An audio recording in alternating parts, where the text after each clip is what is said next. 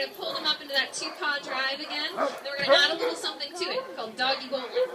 Because they rotate their houses, sometimes they need a little help remembering where they live right now. So you'll see Dre and Ashley give them a little push in the right direction.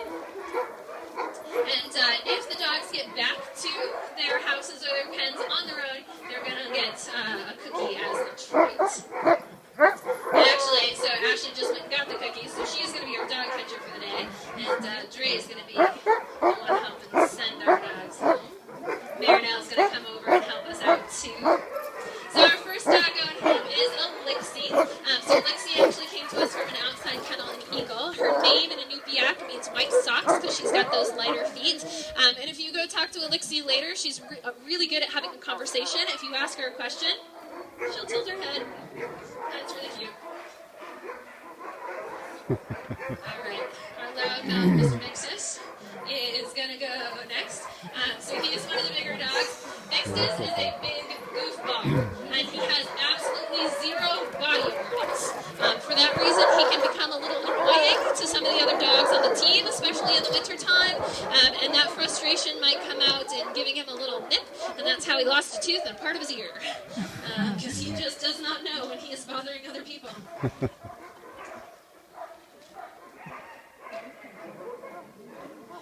All right, Opus is going to go home last. I told you guys about Opus earlier.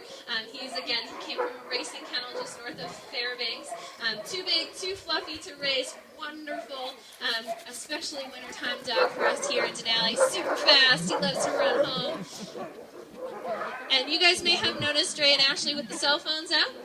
We are Snapchatting on behalf of the whole Department of the Interior for the day, focusing on our sled dogs. So everybody made it home on their own. Super exciting.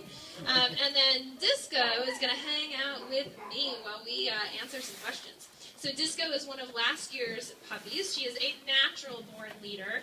In fact, during the wintertime when she was running along with the big dogs, she would squish herself right up in there between the lead dogs, maybe being a little bit of pest, but she really wants to get that opportunity to be in that lead position, so she is learning. So what we're going to do is we're going to walk in front of the stands here. We'll probably take just one question from each set of stands. If I do not get to your question during this portion of the program, do not worry.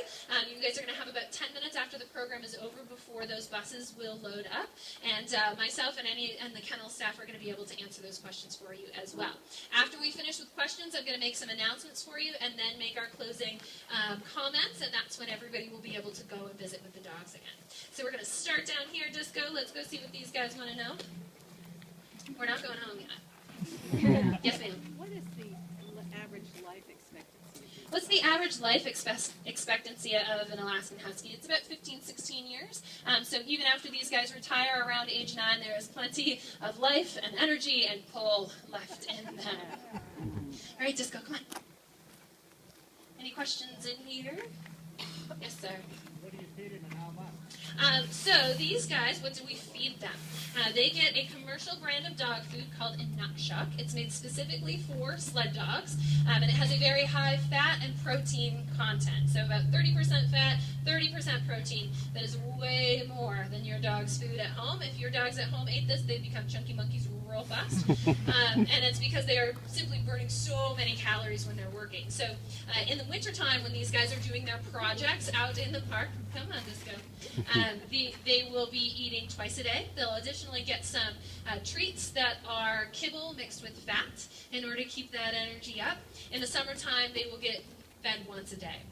But even with that, even with the reduction in how much food they're eating, sometimes we'll see the dogs get a little chunkier in the summer because they're not working as hard as they are in the wintertime.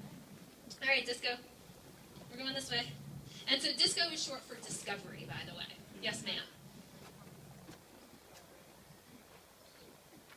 Are there any puppies who don't make the program or come up to expectations? That's pretty rare, and that's because our kennels manager, Jen, she really pays attention to our breeding program, and she looks for dogs who have the best, what we call conformation, which is how the dogs are built, best personalities, things like that. So we really end up with pretty phenomenal dogs here in the Denali kennels. Sometimes we will have a litter that has too many dogs, so meaning we've got more puppies than we have retirees. So for instance, last year our litter was 8, but we were only able to keep 6 of the puppies, and so when we have puppies who are getting adopted